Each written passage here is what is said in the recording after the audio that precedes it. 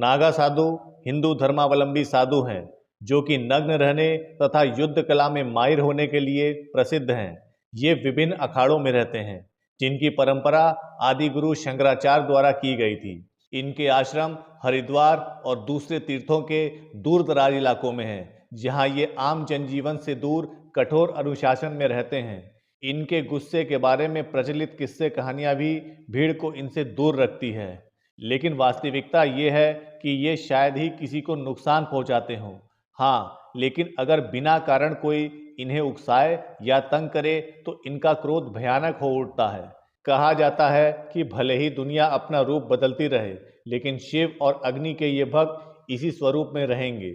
नागा साधु 3 प्रकार के योग करते हैं जो उनके लिए ठंड से निपटने में मददगार साबित होते हैं।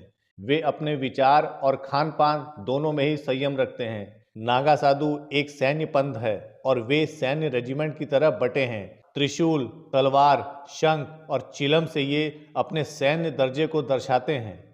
ये साधु प्राय कुंभ में दिखाई देते हैं। नागा साधुओं को लेकर कुंभ मेले में बड़ी जिज्ञासा और कौतूहल रहता है, खासकर विदेशी पर्यटकों में। कोई कपड़ा ना पहनने के कारण शिव भक्त नागा साधु दिगंबर भी कहलाते हैं। कपड़ों के नाम पर पूरे शरीर पर धुनी की राख लपेटे ये साधु कुंभ मेले में सिर्फ शाही स्नान के समय ही खुलकर श्रद्धालुओं के सामने आते हैं। आमतौर पर मीडिया से ये दूरी ही बनाए रहते हैं। अधिकतर नागा साधु पुरुष ही होते हैं। कुछ महिलाएं भी नागा साधु हैं, पर वे सार्वजनिक रूप से सामान्यतः नग्न नहीं रहती, अपितु एक गेरुआ वस्त्र लपेटे रहती हैं। भारतीय सनातन धर्म के वर्तमान स्वरूप की नींव आदि गुरु शंकराचार्य ने रखी थी। शंकर का जन्म 8वीं शताब्दी के मध्य में हुआ था, जब भारतीय जनमानस की दशा और दिशा बेहतर नहीं थी। भारत की धन संपदा से घिंचे तमाम आक्रमणकारी यहाँ आ रहे थे। कुछ उस खजाने को अपने साथ वापस ले गए तो कुछ भारत की दिव्य आभा में ऐसे मोहित हुए कि यहीं बस गए। लेकिन कुल मिलाकर सामान्य शांति व्यवस्था बाधित थी। ईश्वर, धर्म, धर्मशास्त्रों को तर्क, शस्त्र और शास्त्र सभी तरह की चुनौतियों का सामना करना पड़ रहा था। ऐसे में शंकराचार्य ने सनातन धर्म की स्थापना के लिए कई कदम उठाए, जिसमें से एक था देश के चारों कोनों पर 4 पीठों का निर्माण कराना।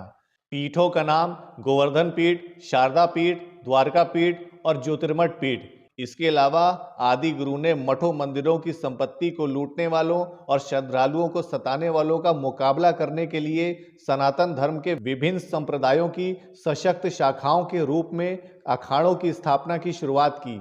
आदि गुरु शंकराचार्य को लगने लगा था सामाजिक उथल पुथल के उस युग में केवल आध्यात्मिक शक्ति से ही इन चुनौतियों का मुकाबला करना काफी नहीं है। उन्होंने जोर दिया कि युवा साधु व्यायाम करें, अपने शरीर को ठोस बनाएं और हथियार चलाने में भी कुशलता हासिल करें। इसलिए ऐसे मठ बने जहां इस तरह के व्यायाम या शस्त्र संचालन का अभ्यास कराया जाता था।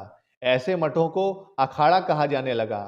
आम बोलचाल की भाषा में भी अखाड़े उन जगहों को कहा जाता है जहां पहलवान कसरत के दांवपेच सीखते हैं। कालांतर में कई और अखाड़े अस्तित्व में आए। शंकराचार्य ने अखाड़ों को सुझाव दिया कि मठ, मंदिरों और श्रद्धालुओं की रक्षा के लिए जरूरत पड़ने पर शक्ति का प्रयोग करें। इस तरह बाहरी आक्रमणों के उस दौर में इन अखाड़ों ने एक सुरक्षा कवच का काम किया। कई बार स्थानीय राजा महाराजा विदेशी आक्रमण की स्थिति में नागा योद्धा साधुओं का सहयोग लिया करते थे। इतिहास में ऐसे कई गौरवपूर्ण योद्धा का वर्णन मिलता है, जिनमें 40,000 से ज्यादा नागा योद्धाओं ने हिस्सा लिया। अहमद शाह अब्दाली द्वारा मथुरा वृंदावन के बाद गोकुल पर आक्रमण के समय नागा साधुओं ने उसकी सेना का मुकाबला करके गोकुल की रक्षा की। भारत की आजादी के बाद इन अखाड़ों ने अपना सैन्य चरित्र त्याग दिया। इन अखाड़ों के प्रमुख ने जोर दिया कि उनके अनुयायी भारतीय संस्कृति और दर्शन के सनातनी मूल्यों का अध्ययन और अनुपालन करते हुए संयमित जीवन व्यतीत करें। इस समय 13 प्रमुख अखाड़े हैं, जिनमें प्रत्येक के शीर्ष पर महंत आसीन होते हैं। इन अखाड़ों का नाम इस प्रकार है।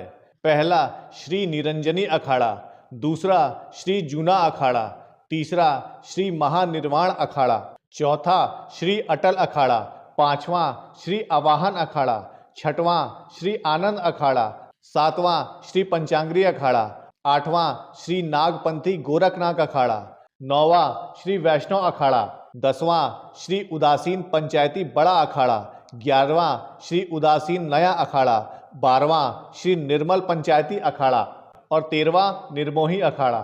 ऐसा भी माना जाता है कि प्राचीन काल में लोमश नाम के ऋषि थे जिनकी आयु अखंड है। कहते हैं जब 1000 ब्रह्मा समाप्त होते हैं तो उनके शरीर का एक रोम गिरता है। आचार्य लोमश ऋषि ने भगवान शंकर के कहने पर गुरु परंपरा तंत्र शास्त्र पर आधारित सबसे पहले आगाम अखाड़े की स्थापना की, जो सबसे प्राचीन है विश्व में, जिसका मुख्यालय वर्तमान में कहीं हिमालय पे है। आगम अखाड़े के साधु बहुत ही रहस्यमयी होते हैं। पूजा ध्यान करते हुए वो भूमि का त्याग कर अधर में होते हैं। नागा साधु बनने की प्रक्रिया कठिन तथा लंबी होती है।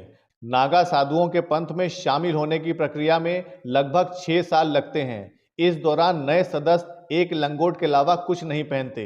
कुंभ मेले में अंतिम प्रण लेने के बाद वे लंगोट भी त्याग देते हैं और जीवन भर यूं ही रहते हैं। कोई भी अखाड़ा अच्छी तरह जांच पड़ताल कर योग्य व्यक्ति को ही प्रवेश देता है। पहले उसे लंबे समय तक ब्रह्मचारी के रूप में रहना पड़ता है, फिर उसे महापुरुष तथा फिर अवधूत बनाया जाता है।